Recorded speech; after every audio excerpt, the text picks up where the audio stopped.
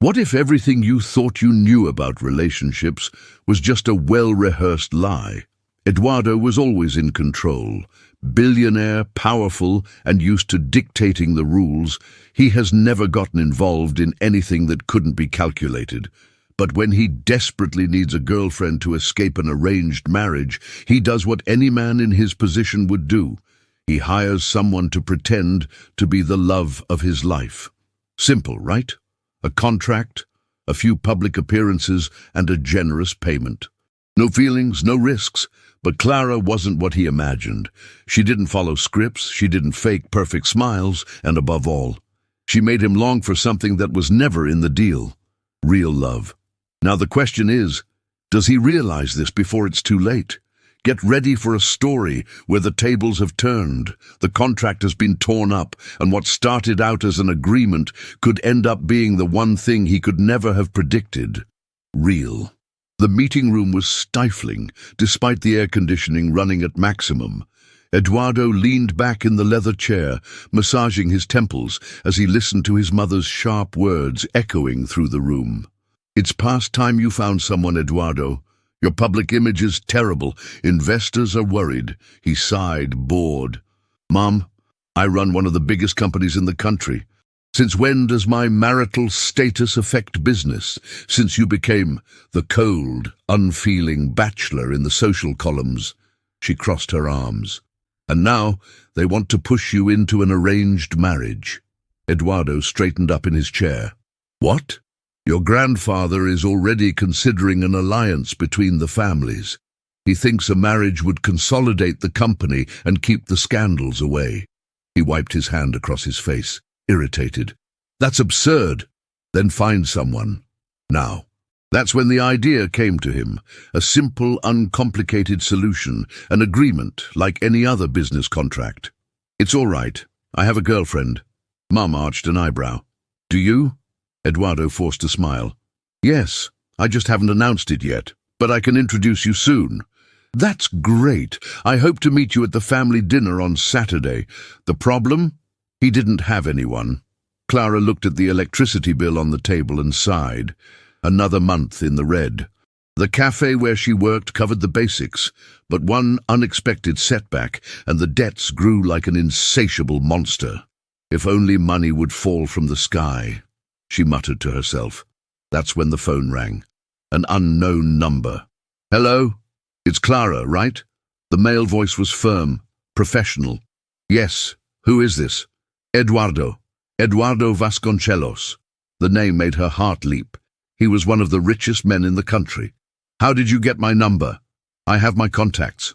I need to discuss a job proposal, something confidential." She narrowed her eyes. "I'm not that kind of girl, if that's what you're implying." On the other end of the line, Eduardo laughed.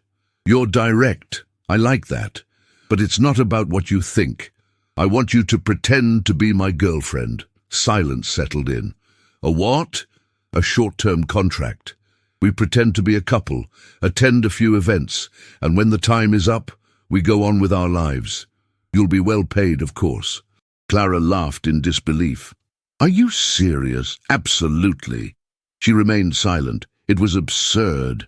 But money was money. "How much are we talking about?" Eduardo smiled on the other end of the line. Enough for her financial worries to disappear. She bit her lip. That money would solve a lot of things. "If I accept, what are the rules?" "Simple. You accompany me to a few events, pretend to be in love, and don't ask any questions." Clara crossed her arms. "And if I ask questions?" "You won't like the answers." She considered for a moment. He seemed calculating but not dishonest. "All right, I'll do it. I'll do it." "Good. Take an elegant dress. Our first appointment is Saturday night." He hung up before she could protest. Clara looked at the phone and sighed. What have I gotten myself into? Clara adjusted her dress for the third time as she looked at the huge mansion in front of her. The glare of the lights reflected off the windows of the imported cars parked in the driveway, and the buzz of sophisticated voices could be heard even from outside. "Right, this is just theater," she muttered to herself.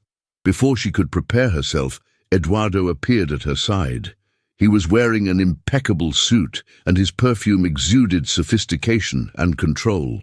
He watched her for a moment before extending his arm. "Are you ready? Ready to pretend I'm madly in love with you?" Clara smiled. "Of course." He let out a low laugh. "Let's see if you're as convincing as you say." When they entered the hall, all eyes were on them. Clara felt eyes analyzing her, assessing every detail of her appearance. Eduardo kept a firm posture, leading her naturally, as if it were real. They approached a table where Eduardo's mother was waiting for them, accompanied by other family members. Her gaze swept over Clara from head to toe before she forced a polite smile.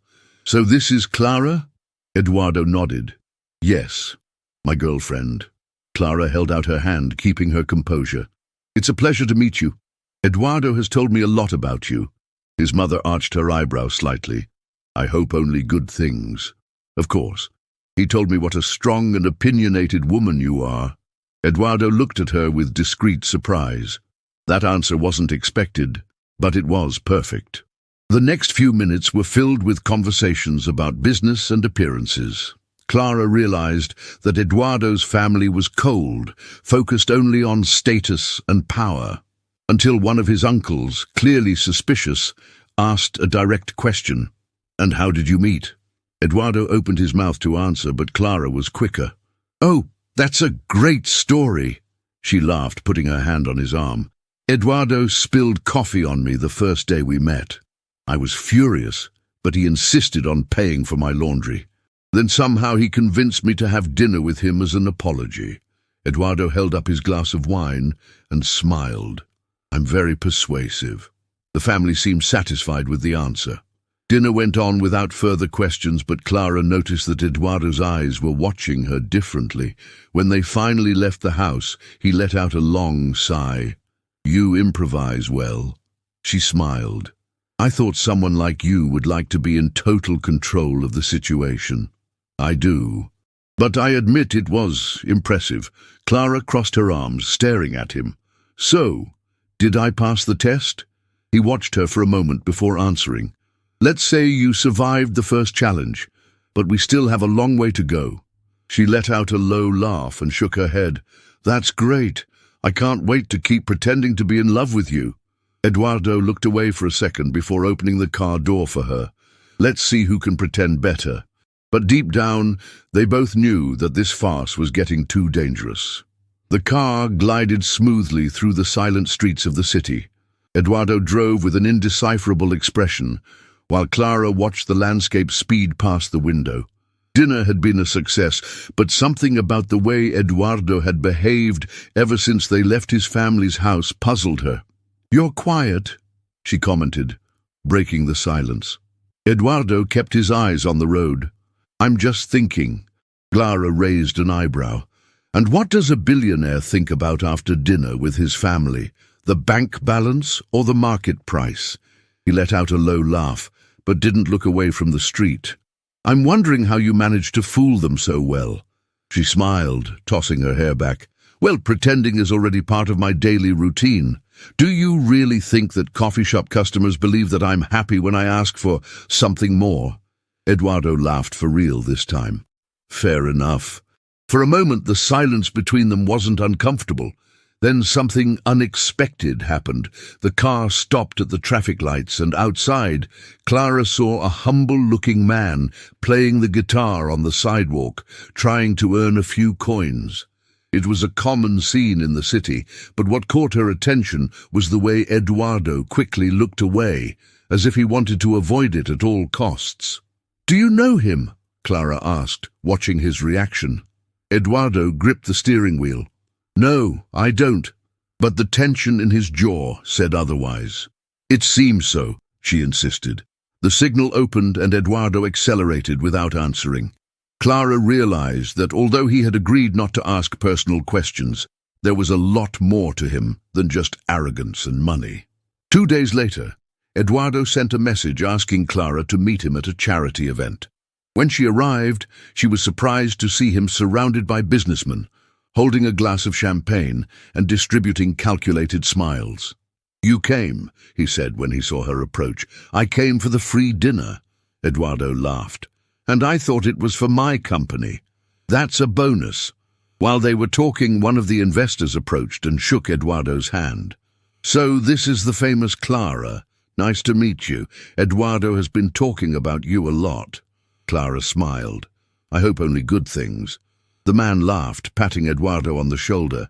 "He's different since he met you. I think we've finally found the antidote to this heart of stone." Eduardo rolled his eyes, but Clara just smiled. "Don't give me too much credit. I think he always had a heart. He just didn't know how to use it." Eduardo looked at her sideways, and Clara realized that his words had taken him by surprise. The evening went on, and when they finally left the event, the two of them walked side by side through the parking lot. "What was that in there?" Eduardo asked. "What was that? You saying that I always had a heart?" Clara shrugged. "I don't know. Maybe I'm seeing a side of you that you yourself ignore." Eduardo stopped walking, staring at her. "Do you think you know me?" Clara held his gaze. "I think you hide behind money because it's easier than dealing with what you really feel." He frowned. "What about you, Clara? What are you hiding from?" She opened her mouth to answer, but realized she didn't have a ready answer. The game they were playing was starting to go beyond the rules, and neither of them knew where it would lead. Clara found herself looking at her cell phone for the third time that morning. Since the charity event, Eduardo hadn't sent her a message. Not that she expected him to, right? Sighing, she pushed the thought aside and went back to work. Work at the cafeteria was hectic, and this was the best distraction she could have. But then, at the end of the afternoon, while he was cleaning one of the tables, he heard the door of the establishment open. When she looked up, she found Eduardo standing there, wearing an impeccable suit, but with an expression that seemed out of place. She blinked in surprise. "What are you doing here?" He slid his hands down his trouser pockets, as if uncomfortable. "You said your specialty is faking smiles for clients. I want to see if you can do that for me." Clara crossed her arms. "You really don't know how to make conversation, do you?" Eduardo laughed lightly and looked around. "I've never been here before. It's not exactly a place that attracts millionaires." He approached the counter and looked at the menu on the wall. "Does it have coffee?" "This is a coffee shop, genius." "That's great. I'll have one." Clara narrowed her eyes. "You never drink coffee." "I'm trying something new." She stared at him for a moment, then sighed and prepared the drink. When she placed the cup in front of him, Eduardo grabbed it with both hands and took a sip. He immediately grimaced. "That's awful." Clara let out a laugh. "Welcome to the real world, Eduardo." He watched her laugh for a moment, and for some reason couldn't help but smile genuinely. Later that evening, Eduardo took her to an important family event. This time, everything seemed different. They no longer had to pretend so much. The touch of hands, the discreet glances, the side conversations. Something there was genuine. "You seem more relaxed today," Clara commented as he led her into the main hall. "I was thinking of retiring and becoming a taster of awful coffees." She laughed. "Really? You look different." Eduardo looked at her for a second, but before he could reply, a woman approached. "Eduardo, it's been a long time." Clara watched the elegant blonde approach with a sharp smile. "Helena," Eduardo greeted, tense. "So it's true," Helena said, crossing her arms. "The great Eduardo Vasconcelos has finally fallen in love." Clara felt her stomach tighten at the way Helena was talking to him. "Yes," Clara answered before Eduardo could say anything. She slid her hand down his arm, keeping a sweet smile. "Eduardo talks about you a lot." Helena narrowed her eyes. "I bet he does. But what about you? Do you know everything about him?" Clara felt the mood change. "Enough," Helena laughed. "That's interesting. Did you know that Eduardo used to say that he would never fall in love?" Clara glanced at Eduardo, who kept his expression closed. "People change," she said, without taking her eyes off him. "Some do. Others fake it well," Helena retorted, before taking a sip of champagne and leaving. The silence that remained between them was heavy. Clara swallowed. Let's go. Eduardo took her hand and led her out of the room without further explanation. Clara sensed that something was happening, something that could change everything, but she didn't know if she was ready to find out what it was. The silence between Eduardo and Clara in the car was heavier than any unspoken word. From the moment they left the event, he hadn't spoken a single complete sentence. He drove with his eyes fixed on the road, his jaw tense, while Clara tried to decipher his thoughts. She crossed her arms, impatient. "Are you going to tell me what that was about?" Eduardo didn't look away from the street. "What exactly?" "The way you reacted to that woman. Helena, right?" He tightened his grip on the steering wheel. "It doesn't matter. If it didn't matter, you wouldn't look like you want to hit someone." Eduardo let out a heavy sigh. "It's complicated, Clara." She laughed without humor. "Everything with you is complicated." For a moment, the only sound inside the car was the roar of the engine, until Eduardo finally spoke. "Helena was my fiancée." Clara blinked in surprise. "What, that was years ago?" "That was years ago. It was an arranged relationship, nothing more than family interests. I never loved her, and she never loved me." Clara remained silent, absorbing the information. "So why does it still seem to affect you so much?" He hesitated before answering. "Because she taught me that no one gets close to me without a price." The comment hit Clara hard. "And me?" she asked more quietly. Eduardo looked away from the road for a second and looked at her but didn't answer. When they arrived at Clara's apartment, she hesitated before getting out of the car. "Eduardo." He turned to her, waiting. "What are we doing?" The question hung in the air like a storm about to brew. "We're fulfilling a contract," he answered at last. Clara felt a tightness in her chest. "Is that all?" Eduardo opened his mouth, but no words came out. Clara let out a low laugh and shook her head. "All right then. Good night, Eduardo." She got out of the car and walked into the building without looking back.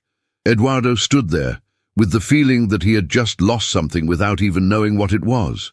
The next morning, Clara tried to push thoughts of Eduardo away, but like a broken clock that still ticked at the wrong time, he was still there, messing with her mind. Then a notification appeared on her cell phone. A message from Eduardo. "Eduardo, I need to see you today. Meet at 8 p.m., Villa Blanca restaurant." She sighed. She knew she shouldn't go. She knew Eduardo was a maze with no way out. But in the end, she went anyway. When she arrived at the restaurant, he was already there, sitting at a table, looking more uncomfortable than usual. "You came," he said when she sat down. "You sent me a message. I wanted to hear what you had to say." Eduardo took a deep breath, as if he was fighting against his own words. "I don't want it to end." Clara felt her heart racing. "The contract? You!" The world seemed to stop for an instant. "Eduardo, let me finish." He looked her in the eye. "I know I'm terrible at this. I know I'm closed off, that I've made too many rules. But with you, none of it seems to make sense." Clara looked away. "And what do you want me to do with that?" He held her hand over the table, something he had never done before without having to pretend. "Give me time." Clara bit her lip, unsure. "Time for what?" Eduardo tightened his fingers around hers. "To prove that I no longer want this to be a contract."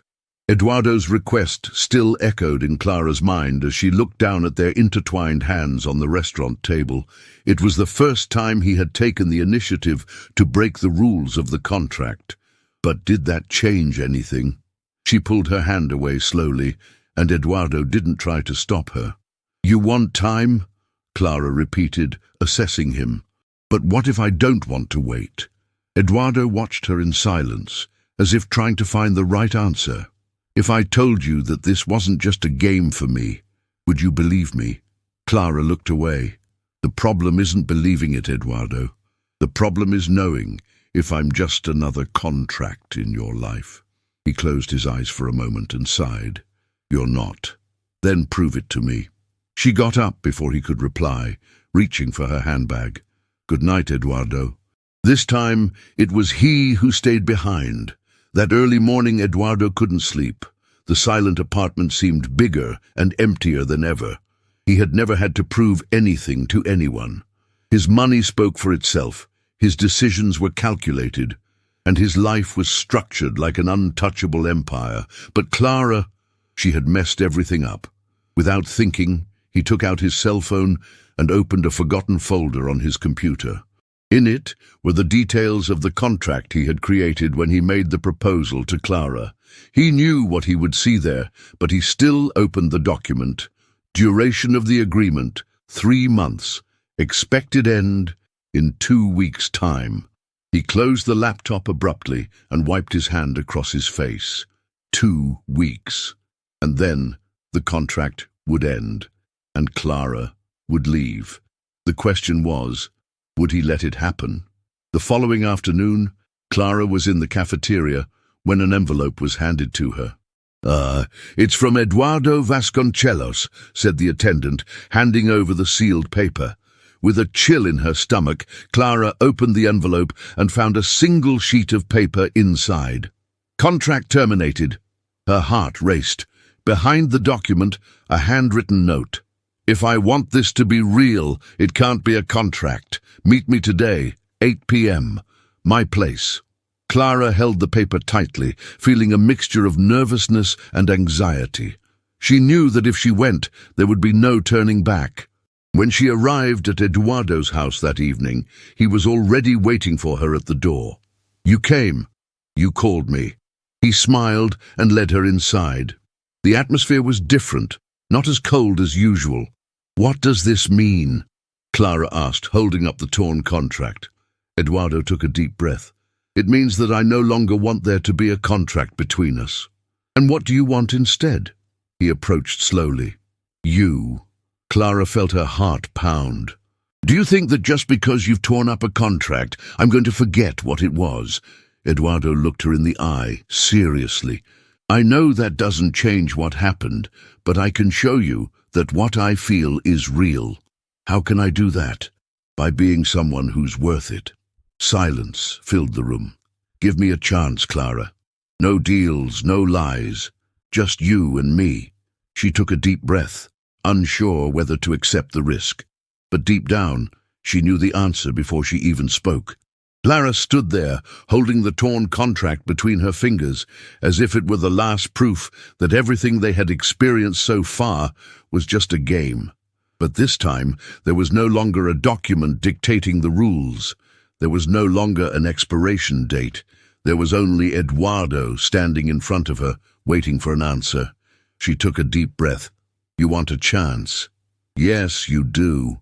But you don't know what to do with it, do you?"